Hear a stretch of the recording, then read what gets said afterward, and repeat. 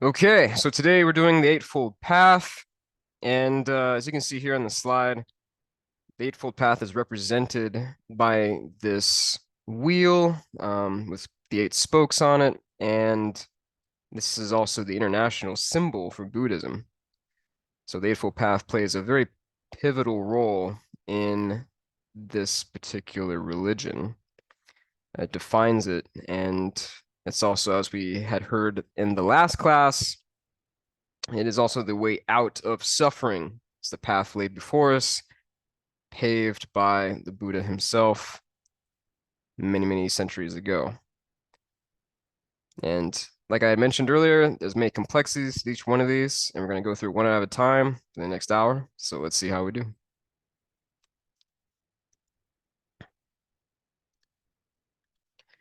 And you will find throughout this course that there are many resemblances between Buddhist philosophy and yogic philosophy. So just like there's an eightfold path, there's also 8 limbs of yoga, which are very similar to each other. And some of these will overlap. For instance, dhyana could also be considered right mindfulness. And samadhi, you could also consider as right concentration. And elements of each of these, they tend to be within each of each other. So the Buddha perhaps borrowed from some of these concepts. And we'll talk about maybe some of his teachers who had influenced him in creating the Eightfold Path, as described in Old Path White Clouds from Thich Nhat Hanh, talking about the history of the Buddha and his story. And you'll also find later on in one of the classes coming up about the 5 aggregates. Those are also very similar to the 5 koshas of yogic philosophy. So you'll see many similarities between these 2 different schools. Now, the Eightfold Path can be broken up into 3 different categories. So right view, right thinking could be considered the wisdom category. So where we develop our wisdom and cultivate that. Ethical conduct, you can be found in right speech, right action, right livelihood, because the 5 mindfulness trainings or precepts are in each one of those 3. In mental discipline, this is the training of the mind in right effort, right mindfulness, right concentration. This is where we get into the meditative piece and how we are introducing discipline into our daily lives by not giving in to knee-jerk desires, compulsions for consumption and consuming things that are mere temporary dopamine rushes rather than solutions to the suffering that goes on in the mind.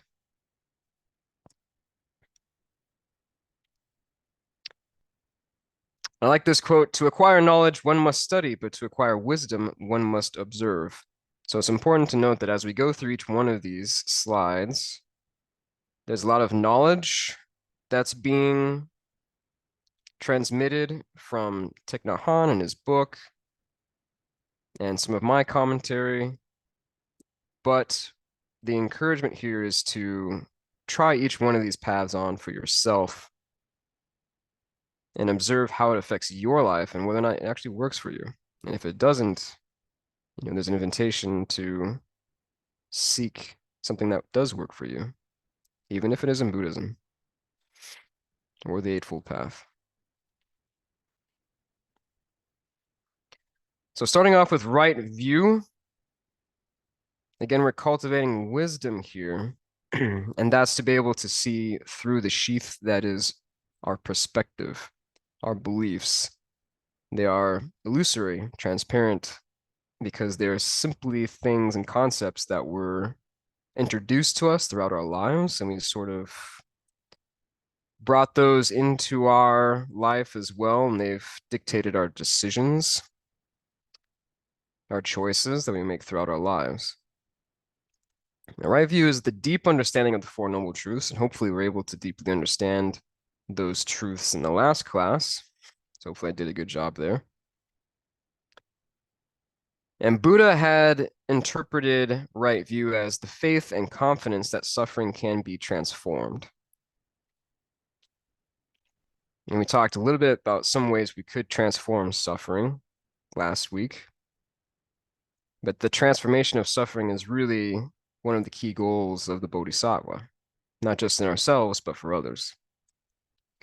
Shariputra had interpreted right view as two things: knowing which of the four kinds of nutriments that we have ingested have brought about what has come to be. So the four nutriments, if you remember, so it's edible foods, sense impressions, things that we take in through the senses, volition, which is like our intention, our ambition, and then the last one is consciousness, what we take in through our consciousness from our surroundings. What kind of thoughts do we put into our heads? And then the second piece here is distinguishing wholesome roots from unwholesome roots. So that discernment will help us choose what thoughts to focus on. Rather than having a negativity bias or looking at things in a negative way, putting people down, judging them. Instead, we try to cultivate more wholesome thoughts, perhaps more positive seeds, focusing on gratitude, happiness, joy, peace. And when you ingest things, consume things from outside of you whether that be foods, whether that be television, the people that you surround yourself with, how does that affect your perspective on life? I like the little cartoon there on the right-hand side. A person getting excited to see a boat, whereas the person in the boat's getting excited to see land. That kind of reminds me of being in another country outside the United States, someplace a little more impoverished. They might not have all the amenities and opportunities that we'd have here in our country. And so going to Iraq and seeing that they didn't have basic plumbing, their homes didn't even have windows, no air conditioning. Clean water was a very hard thing to come by. And so going over to a place like that and then coming back to the United States, I thought to myself, wow, I had no idea how good I had it. And it's a very profound shift in perspective about what to be grateful for, rather than complaining about the things that I don't have. Our perception of the external world often distorts reality, in that our perception is key in how it colors our reality. Our limiting beliefs is something that we talk about when we go into the jails here in Maricopa County. And limiting beliefs is a term for beliefs that we adopt that are very narrow in how they might perceive ourselves, our relationships, or the external world, or society at large. So it could be things like, I'm never good at anything, or men, or all men want is just sensual desire, right? It's these broad, sweeping generalizations that put people into a box and don't allow opportunity for growth or choosing to do something new and exciting. So when we toss those limiting beliefs aside and debunk them and say, okay, no, I'm gonna approach every situation as if it's fresh and new, as if it's happening to me for the first time, then many doors open for you. Many choices can be made, many options. But these are how limiting beliefs can distort our reality and, in fact, steal our happiness from us. Our happiness, the potential to create happiness with others, We have to go beyond our expectations for ourselves and others in order to be able to touch the suchness of things. And what I mean by suchness is that we are touching reality as it is without trying to project anything on top of it. It's almost like seeing a table as it is as a table without throwing a tablecloth over it and saying, oh, this looks better now, or that looks ugly. Just imagine our perspective and ideas and beliefs about things as throwing that tablecloth over something to hide it. That's one way of looking at it.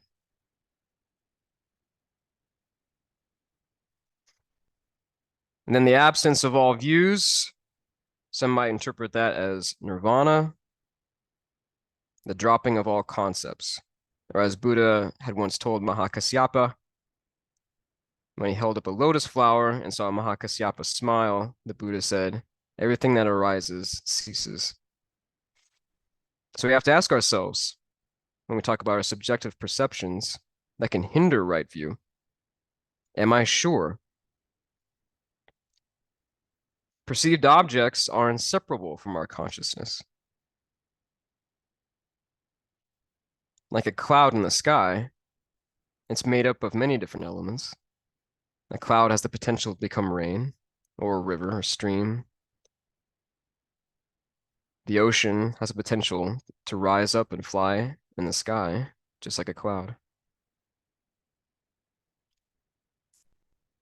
Our own ideas of happiness can prevent us from being happy. So we have to look deeply into our perceptions in order to be free of them. Where are they coming from? Why do we even think this way? This might require bearing witness to our own mind, to what is happening from a beginner's mind, the mind of not knowing. Master Tai Shu once said, as long as the tree is behind you, you can only see its shadow. If you want to touch reality, you have to turn around.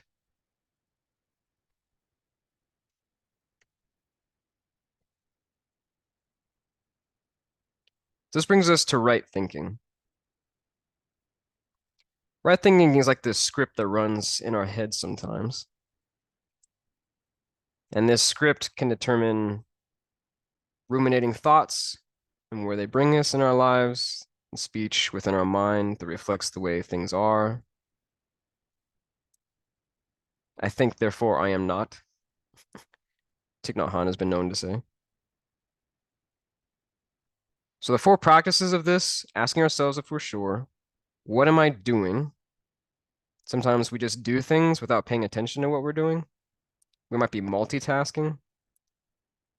And so our attention is splintered, divided. Maybe 15% of this, 8% of that. Sometimes we have to ask ourselves, what am I doing right now? Oh, I'm washing the dishes. I'm washing the dishes. Am I doing it with my whole presence, my whole body? Because if I don't, if my attention's divided, I could be making more mistakes, doing things that could cause issues later on. But with our whole attention, we can prevent those mistakes from happening as best we can. Hello, habit energy. Sometimes the script that runs in our minds is from past habits that we've adopted over time. Sometimes it's genetic. That habit energy is learned behaviors, perhaps going back to when we were toddlers. And being aware of that habit energy is important because then we can choose to change it if it's not the appropriate behavior at the time. So we have to use the art of stopping and breathing consciously to escape being lost in such things as the sorrows of the past or anxieties about the future.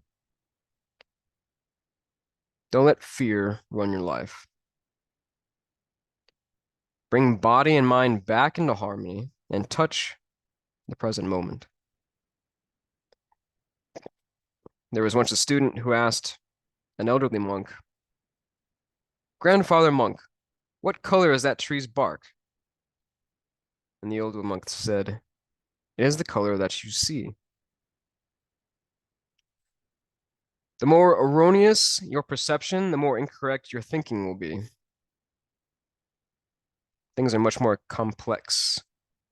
But the mind is designed to make things simple so that we can take action quickly for survival purposes. But it's important to recognize that what we might see on the surface, there's much deeper meaning behind it than what we think. No one ever does things without a reason. How many have heard someone say to you, "This person did this thing to me and they did it for no reason"? Typically, there's going to be a reason. But it's deep, it's hidden. There's complexity behind it. A person's past, the way they might have been treated earlier that day, or perhaps when they were younger. All of it might have influenced how they behaved in that moment towards you. So it's important not to take things personally. Sometimes we are simply creatures of our own old habits. Smile to yourself and make whatever act that you're doing at this moment the most important thing. Without fame or recognition, and it is said that your merit will be boundless. Our way of acting depends on our way of thinking, and our way of thinking depends on our habit energy. So become aware of them without guilt, and then they lose their power. The mind of love is the deep wish to cultivate understanding of ourselves, to bring peace and joy to ourselves and others. This is the Bodhisattva path.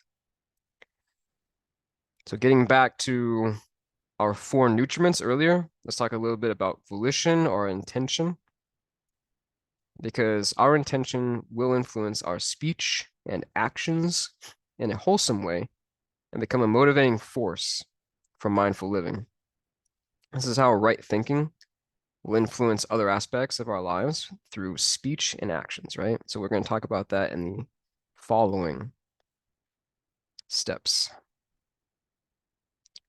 Try your best to replace unwholesome thoughts with wholesome thoughts, just as Shariputra had recommended. Cultivate gratitude and positive thinking. Live in an environment with your fellow practitioners, even if it means digitally, like you are now.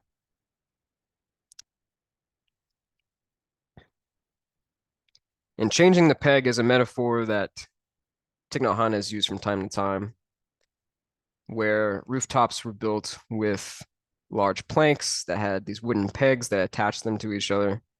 And when a peg rotted out in the inside, then they would take a new peg, a new wooden peg, and they place it over the old one, and they would hammer it through so that the new peg replaced the old rotting one. You could almost see that as a way to replace unwholesome thoughts with wholesome thoughts. Just replacing that old rotten peg within the mind with a new one.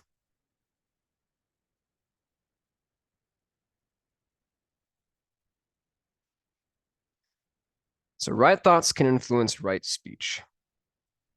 And throughout this presentation, when I talk about right this, right that, perhaps a better word is beneficial, because we don't really deal in right and wrong necessarily, but rather what is appropriate for the given moment. So with right speech, as you might have guessed, we don't want to lie. Speak truthfully. Not speaking with a forked tongue. What that means is be impeccable with your word and don't spread rumors of which we are not certain. This is a display of one's integrity in the world. Do not speak cruelly of others or ourselves, so like no slandering, shouting, or cursing. Doing so is a sign of unwholesome habit energies. So if you do any of those, that's a big flag shooting up for you to say, hey, take a moment, because your old habit energies could be presenting themselves right now.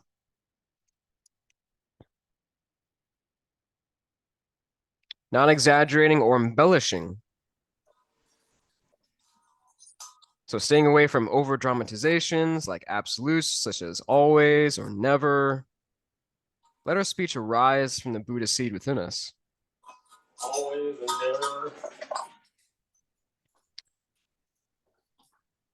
So the root of right speech is right thinking. Our thoughts vocalized with the practice of right mindfulness. We will be more careful in the words that we choose and the impact they have on others, so they can help spread peace and joy rather than suffering. Even if what you're saying is the quote unquote truth, if it causes suffering, it's probably not right speech. If you're not able to speak calmly, then don't speak at all. And we talk about that in some of our mindfulness trainings about anger, how to deal with anger. If you feel anger arising within you, then it's best not to speak. Take the time, find the right words. Compassionate listening must accompany right speech so that we can understand enough to select words that will be appropriate in addressing the unique situation or person in front of us. Deep listening without distractions. I know that's hard for some of us. I know from time to time somebody might be talking to me or telling me a story, and I'm off cutting carrots or sweeping the floors. And I'm not giving my whole attention to the person. I'm distracted, right? And when I do that, there's things that I miss. There's holes in the story. So how am I able to interact with that person in a meaningful way if I'm not truly listening to everything that they're saying? No judging or reacting, because we want to bring healing and relief to the person who is speaking, especially when they're sharing something from the heart that's very personal and dear to them. Now, there's a steadiness and compassion like Kuan Yin or Avalokiteshvara, as she's sometimes known as. The one who listens and understands the cries of the world, whose tears flow like a river because of the pain that she feels from all those who are suffering. Even if the information you are receiving is incorrect or if you are being criticized, try to maintain that steadiness and compassion for their predicament or your understanding of how they've been influenced over the years to believe what they believe and behave towards you the way that they're behaving. If you find that you are no longer able to rein in feelings of irritation or anger because of the conflict or the person who's speaking to you, ask that person if they can continue the conversation at another time so that you don't speak unmindfully towards them and cause more damage than needs to be done. And take as much time as you need. Replenish yourself with mindful breathing or walking so that you can restore your capacity for that compassionate listening. Find the skillful means to speak in a language that others can accept. Like the Bodhisattva Wondrous Sound from the Lotus Sutra, he always seemed to know how to speak to his audience in a particular way that they can understand. So don't try to bolster yourself up, right? We don't want to use language, technical terms that people are just, huh? What does that mean? But instead, speak to them at their level. Utilizing silence as a means of looking deeply. Sometimes silence can be profound. And in conversation, sometimes it's needed.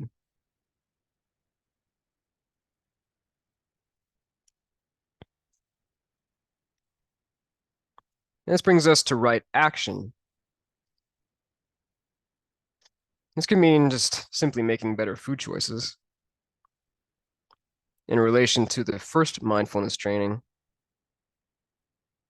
when we say don't kill, we mean much more than just don't kill other human beings, but rather, how are we killing through our food choices and minimizing as much harm that's been done as possible to animals, plants, and minerals.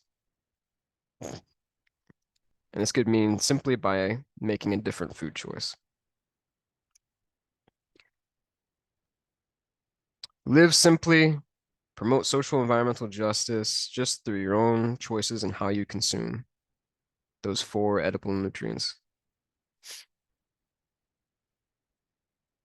In the second mindfulness training, we consciously consume in a way that doesn't exploit resources abroad or take more than our share.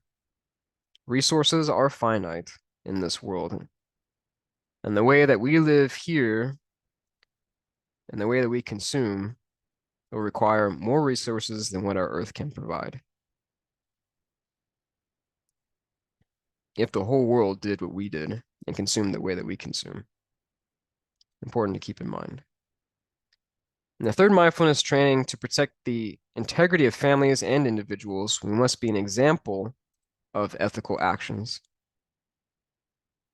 and not succumbing to the whims of sensual desires, but rather how to use that energy within us appropriately. Sensual energy can be very powerful. And so how can we direct it in a way that's more positive, that cultivates love and understanding? Now, we already talked about the fourth mindfulness training and right speech. So let's jump to the fifth mindfulness training. When we don't drink alcohol, we protect ourselves and others from unskillful behavior. Now, you must use your discretion here because only you understand your own body, and some people can handle certain amounts of alcohol much better than others.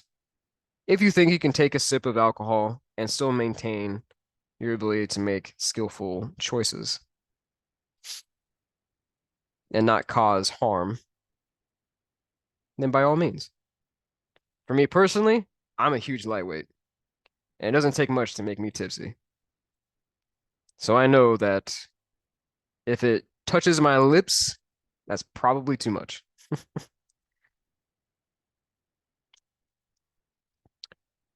Now, the more we consume, the more suffering we can create in the world. So it's important to keep in mind that consumption has an impact, even on people's lives on the other side of the planet. Because many of these products are manufactured and created in other places in the world. So even though it's probably a big ask, sometimes we have to do our research before we click that buy button. Without right view, right thinking, right speech, and right livelihood, we may be choosing actions that cause harm. Manufacturing weapons, producing items that exploit people and their land. We got to behave responsibly as consumers and buyers. Encourage others to do the same. Respect our own bodies and refrain from addictive substances as much as possible.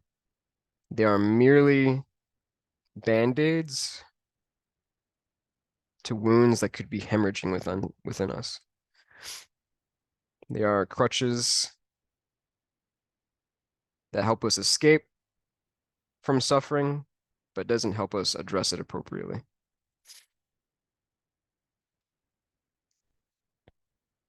With right livelihood, speaking of manufacturing weapons,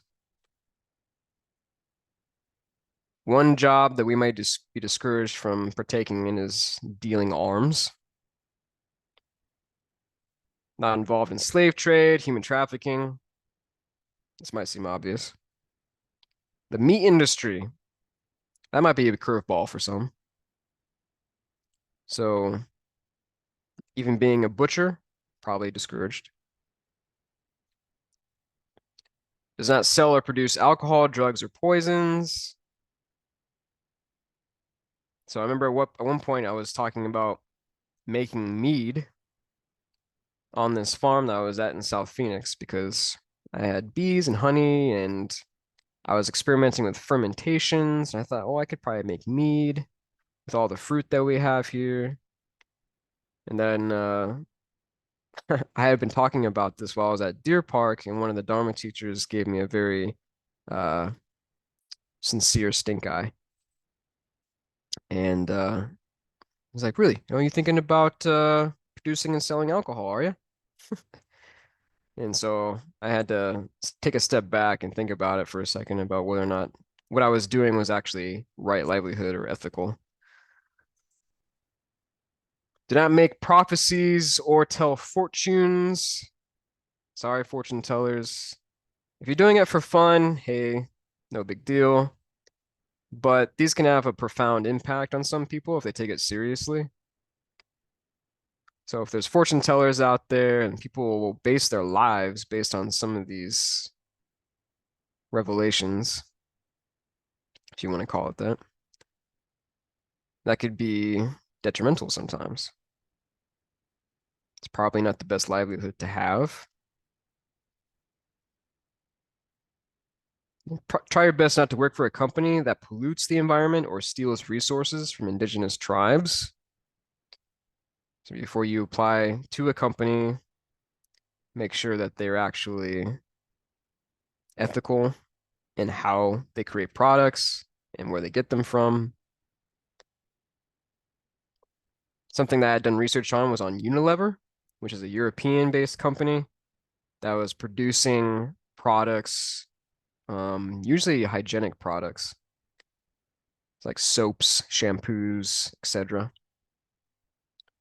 And many of their products had palm oil in it, and I had found that this palm oil was extracted from palm grove operations in Indonesia, and they were smaller companies in Indonesia that had burned down the rainforest there to create those palm groves and had driven out orangutans from their homes, even indigenous tribes.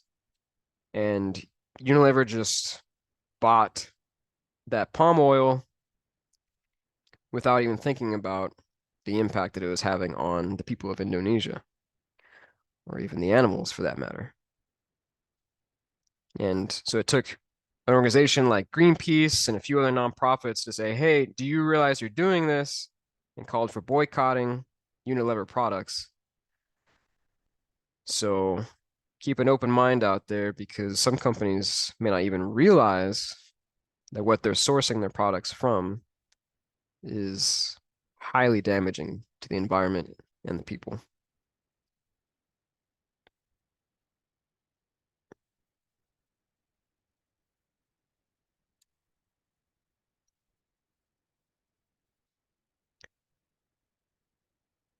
Right mindfulness.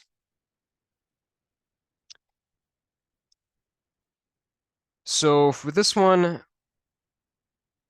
there's a few steps that we can take to cultivate mindfulness in our daily lives. How you might think of it here as just the energy that brings us into the present moment. Thich Nhat Hanh equates right mindfulness to the Holy Spirit in Christianity. It's just this energy that you can feel. And some people who had actually seen Thich Nhat Hanh in person would claim that they could feel a certain energy coming from Thich Nhat Hanh. Like he had this certain aura, whatever you might call it. It was something that had been felt. And some would claim that it would be this energy of mindfulness just radiating off of him because he had made that such a priority in his practice. And then appropriate versus inappropriate attention. Appropriate attention would be keeping us in the present moment, non-judgmentally, accepting, non-reactive, while as inappropriate would be anything that takes us out of the present moment. So mindfulness is also known as smriti, and smriti means remembering. So what that really equates to is remembering to come back to the present moment. So even if we get lost in our thoughts or get carried away without paying attention to what we're doing or saying, mindfulness is remembering to come back to that present moment. Remembering to be present. Just come back. In the miracle of mindfulness, there's 7 pieces that Thich Nhat Hanh talks about. So touching the present moment deeply, which means like noting something amazing or positive about what is happening right now,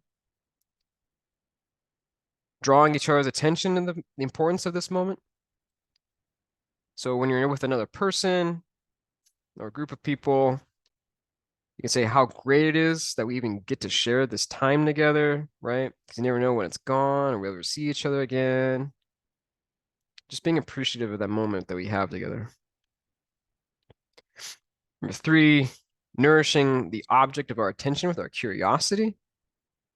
What that means is asking meaningful, open-ended questions, even if it's to just an object like a flower, right? Getting curious about it. You might think you had seen every dandelion on Earth, but maybe this one's just a little different. How is it different? In its looks, its features, what is its uniqueness? Is it really just a dandelion? But the concept of a dandelion steals our ability to be curious about things. It's just that name, the sign of things. Instead, touch its suchness. Touch the suchness. You can ask yourself meaningful, open-ended questions, or perhaps a person who you are spending your time and attention with. Try to get to know them a little better, understand them a little more, because through understanding, we can touch love. It creates the conditions for love to blossom. That's in number 6.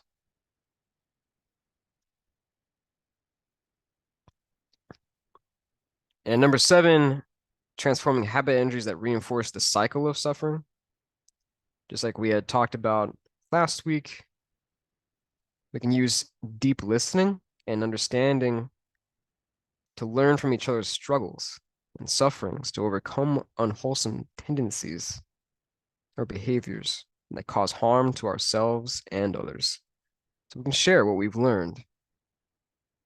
This creates and cultivates wisdom.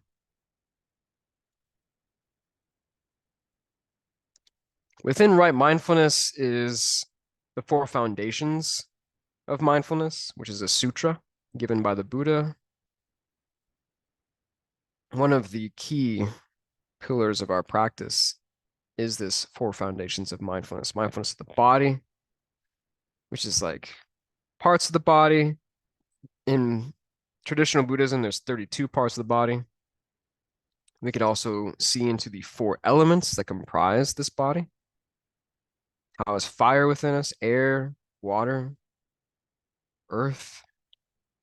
You could say the fire is within our stomach to burn food, right? The acids, the air that enters into our lungs. How our body is mostly comprised of water. So smiling to this body, allowing tension to release, taking care of this body by what we're putting into it. Then our feelings, being mindful of the feelings, pleasant, unpleasant, or neutral. There's a river of feelings that flows by within us every day, and every drop of water can be a different feeling. To give the feeling a name, this helps us identify and see it deeply with care and love. So if I notice anger and name the anger, and then look into it deeply to see where it's coming from, where is the root of it, and maybe transform it into something new, change the peg. Mindfulness of mind. We're not going to go over the 51 different kinds of mental formations, but these were introduced by the Vijnanavada school from Ananda and Vasubandhu. Those of you who are reading through the Understanding of the Mind book, they talk about those in detail there. Little plug in there for the Thursday night group, for those of you who want to dive into this a bit more. and knowing which of these thoughts are wholesome or unwholesome. So sometimes wholesome formations are referred to as, or excuse me, unwholesome formations can be referred to as kleshas or leaks. You might know them as afflictions. And they can make us lose our way. So some of these might be greed, hatred, ignorance, doubt, pride. And mindfulness entails recognizing and naming the formation when it arises. Just being aware that it's there alone can help us transform it. And these mental formations or thoughts are born from the seeds within our store consciousness. And they are inherited from our society, our culture, our ancestors. But with mindfulness, we can help the unwholesome seeds return to the soil to remain dormant. We must understand the roots of such seeds and avoid watering them. When we go into mindfulness of the Dharma, this is also known as mindfulness of the objects of mind or phenomena. The object that the mental formation is being directed toward as a response or reaction. So when we have a thought or a mental formation that arises within the mind, and it's directed towards something else, whether that be outside of us or somewhere in the body. And each of these objects is labeled by our minds and given a sign or a lakshana. And the 18 elements or dhatus, or the senses, are also known as. The senses can trick us into thinking that an object is tangible and real, and we fail to recognize its impermanent nature. Just as we talked about being mindful of the body and everything that comprises its cellular level, the atoms, the molecules, everything that the human body is comes from outside of it. So it's easy to forget that also applies to even the objects of our attention. The six elements, or Mahabhuta, which is earth, fire, wind, water, space, and consciousness. These can also aid in liberating the mind to gain insight into the interdependent nature of all things. When the object of knowledge is not present, there is no subject. You are because everything else is. The great body of reality is not divisible. When you look into an object, there's a practice called prataka, which we'll talk about probably a little bit in right concentration. But when you're focusing an object, let's say you have a candle flame in front of you, you look deeply into the object and you see how everything that comprises that object can also be found within you, down to the tiniest elements. So that the boundary that we tend to create, the separateness between ourselves and everything else around us, that boundary starts to wear away and dissolve so that the separation actually merges the body, myself, this thing, this entity merges with the object of my attention. So there is no separation. It is not divisible. And then at that point, what I might see or comprise as the self or my personality or everything that is Zach Richards suddenly falls away. So you cannot practice meditation without the precepts or the mindfulness trainings, as we call them, because the mindfulness trainings carry the energy of mindfulness into our daily lives. So that Holy Spirit, that energy, the source of that is how well we apply the mindfulness trainings into our lives. That's where that energy comes from.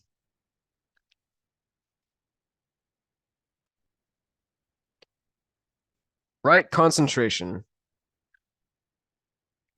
So we're doing pretty good on time. Now, this is a big one, and It can be difficult to understand because there's so many different aspects to right concentration. On the basic level, there are two types of concentration. There's the active, which is our attention dwells on whatever is happening around us in the present moment. Watching it change, watch things flow. If any of you out there might consider yourselves people watchers, it's kind of like that. Your attention just kind of flows and it's the range of vision is wide. You're taking everything in. Whereas the other type of concentration is selective. So when I talked about trattika, or gazing and staring into an object, like a flame or a mandala, that's selective concentration. So focusing all of our attention on it, all the energy is going towards that object. And in some of those practices of trattika, you gaze at that object without blinking, just staring at it for several minutes. And if your eyes start to water and the tears go, then they go. Don't blink. And then after, say, 5 minutes, then you can close your eyes and you can view that object. It's still there, just the image of it, but with your eyes closed. That's still considered selective concentration.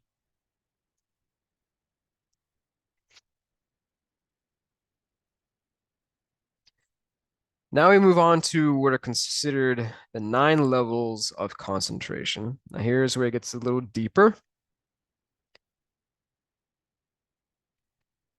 Now when we live each moment deeply, sustained concentration comes naturally, gives birth to insight. We want to cultivate a mind that is one-pointed. This is called samyak samadhi. Remember when we talked about the yogic influences here? So the last limb of yoga is samadhi. So there's going to be some overlap between yogic practices and this one. This is being fully present and aware of what's happening. Samadhi is sometimes referred to as absorption because we merge with the flow of the moment. And there are different levels of jhana or meditation in the story of the Buddha and Old Path White Clouds, that when the Buddha had become a disciple, I believe there were 2 different meditation masters when he was on his journey initially, he had learned from. And each one of those masters had taught him something about jhana or meditation or meditative absorption. And so that's where we weave that into the Eightfold Path here and right concentration, as those meditative practices. So sometimes this is called shamatha meditation. There are gross and subtle states of mind, and they speak of how one can go beyond the gross states of mind of the desire realm, which you see there in number 1, and attain higher states of mind, such as the states of mind encompassing meditative absorption of the form and the formless realms. Okay, what are those? Achieving these higher states mainly arise through attaining a single point in mind focused on one's chosen meditative object, in dependence on a method that combines mindfulness and meta-awareness. But we want to move beyond the 5 hindrances first. The 5 hindrances, which are in the desire realm. And overcoming those, we move into the 5 form realms. So these are also called 5 absorption factors, or jnanga. So let me talk about those. So they're called different jhanas in the form realm. The 5 absorption factors. So each one of these might be, initially, it'll be the application of thought, precise investigation, well-being, bliss, and single-pointed attention. Those are the 5. But then eventually those start to whittle down. So when you get down to the fourth concentration within the form realm, all that's left at that point is just single pointed attention. That's the fourth jhana, single pointed attention. Not even bliss exists in that moment. Nothing else remains. Just a steady flow of concentration. When you start to move into the formless realm, here's where things get a little esoteric.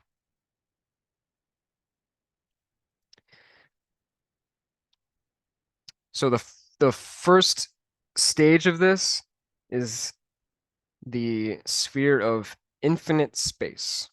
So this is where your consciousness tends to go at this point. The sphere of infinite space. And then you move into the sphere of infinite consciousness, right? So there's consciousness present within the infinite space. In other words, there's a certain flow state that you reach where all consciousness is within you and all around you, within the midst of your concentration.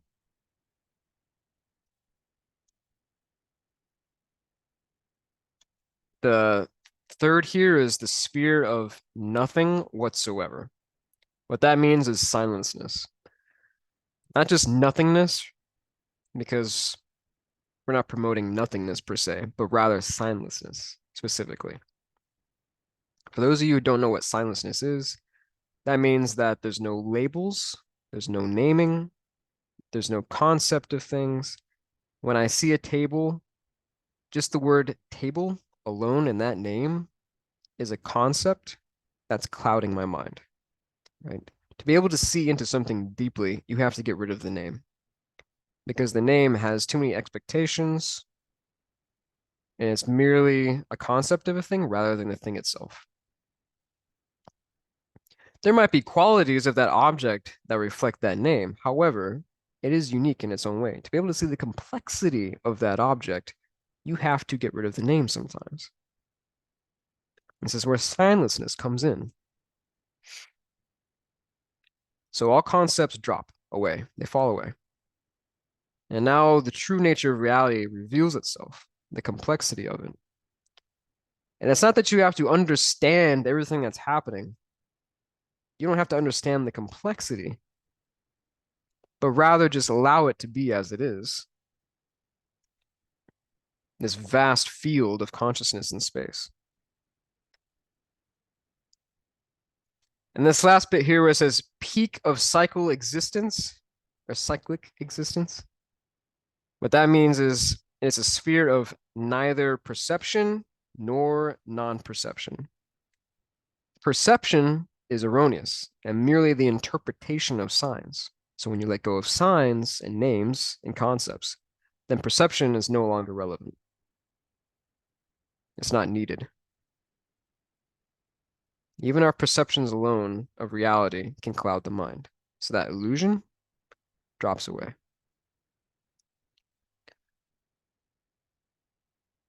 Now, this can take many, many years of meditative practice and concentration to be able to even touch something like this temporarily. But this is sort of the roadmap that they had created for reaching certain levels of meditative absorption and touching reality to its truest form.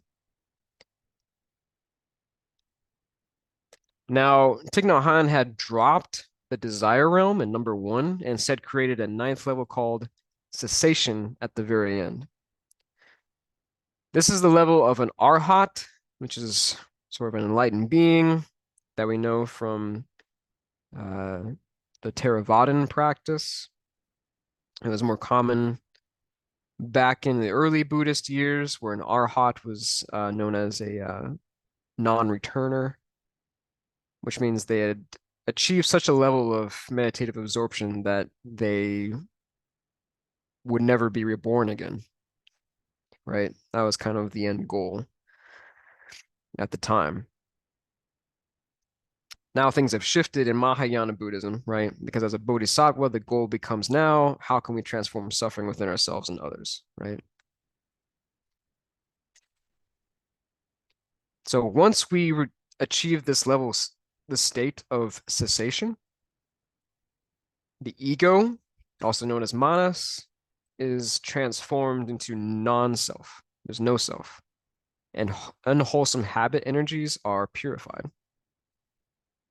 right? So what I might know as Zach Richards is transformed into this uh, being who's simply existing on Earth in relation and interdependence with everything else, interbeing with everything else. And these unwholesome habit energies that I might have acquired throughout the course of my life, these things become purified because the habit energies are no longer needed if I perceive things in their truest form. If I perceive my life, my existence in its truest form. Perceptions and feelings no longer drive our lives because they're illusory. Their illusory nature is revealed as just a mere smokescreen that disturbs our insight into the complexity of reality. And we can use the three Dharma seals to help maintain this insight, which we'll talk about in a later class. And the last bit on this is the four wisdoms. And to put it quite simply, the wisdom of equality is when the ego no longer discriminates between myself and another.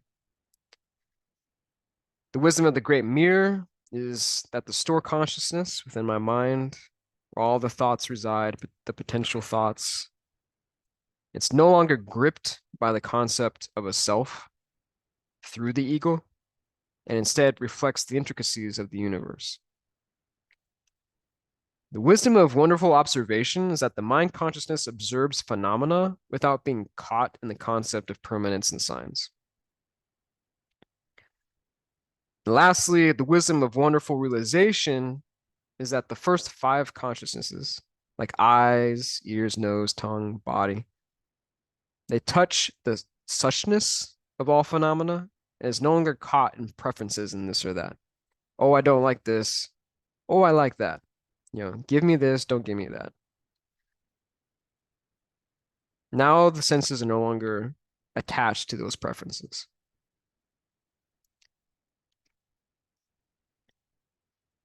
Okay. I think that's enough on right concentrations.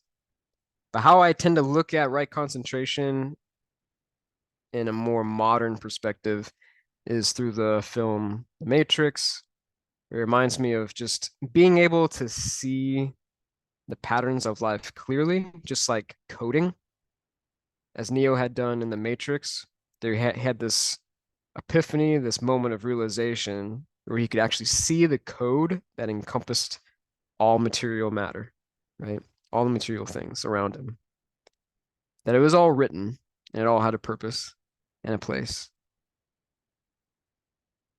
And so we could also look at everything around us as if there's this hidden message behind it, a consciousness, if you will, that drives all things and all creation.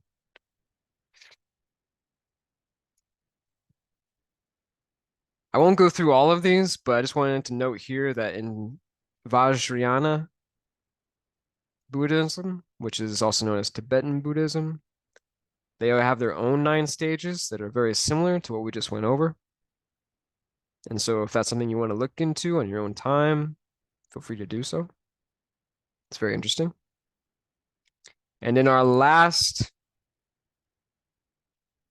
step here on the Noble Eightfold Path is right diligence or right effort.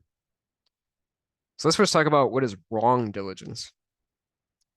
Wrong diligence is chasing after possessions, fame, sex, food, or profit, running away from our suffering, reality, or those that we love. So we can conduct sitting and walking meditation in a way that doesn't make our mind and our body suffer. Oops.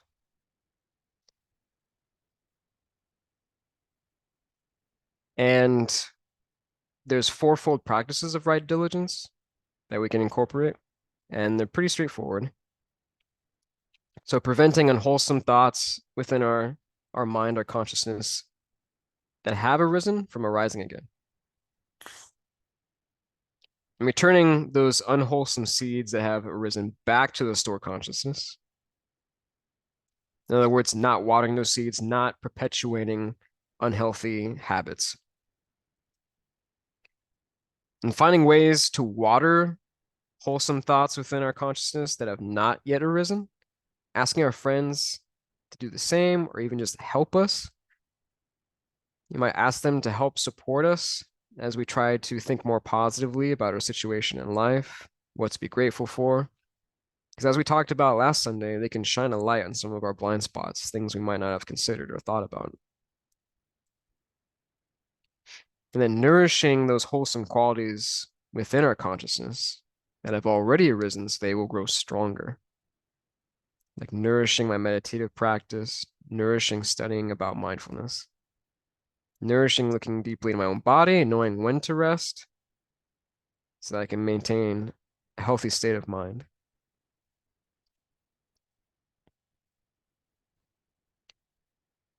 Sometimes the amount of understanding that we need for right effort is just knowing the detrimental impacts of certain behaviors that we have.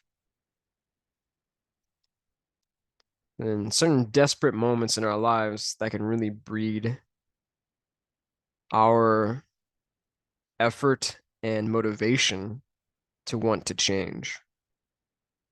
Sometimes when people reach that bottom of the barrel and suddenly they just quit cold turkey or they're determined to change their life around. These are moments when right diligence really shine. And there's this story about the musician and the stringed instrument, where if the musician is tuning his instrument and the string is too lax, it doesn't produce a sound. If it's too tight, the string breaks. So knowing that middle path, maintaining your health, be joyful, do not force yourself to do things that you cannot do. If you push yourself too hard, you break. And if you don't have any motivation in your life to do anything, then now you're making yourself susceptible to a degrading life or one that's falling apart because you're not taking responsibility. You're not maintaining the health of your body. And so, in order for your body to really sing, just like that instrument, you have to be able to tune it correctly. And knowing how that works for you specifically, not for others, but for you specifically. What does your body need? How much sleep do you need? How much rest? How much exercise do you need, etc. If your practice is not bringing you joy, you're probably not doing it correctly. So this entails just knowing your physical and psychological limits.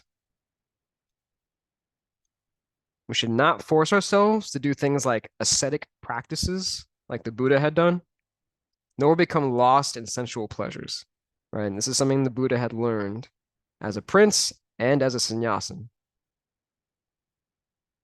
that each one of those extremes did not bring the happiness that he needed. And it was unhealthy for his body either way.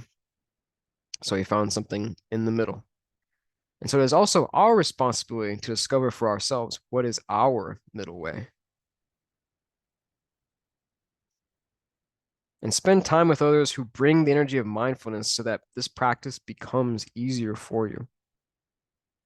We can learn from each other's example. So here's a question that I'll leave you with for our discussion period.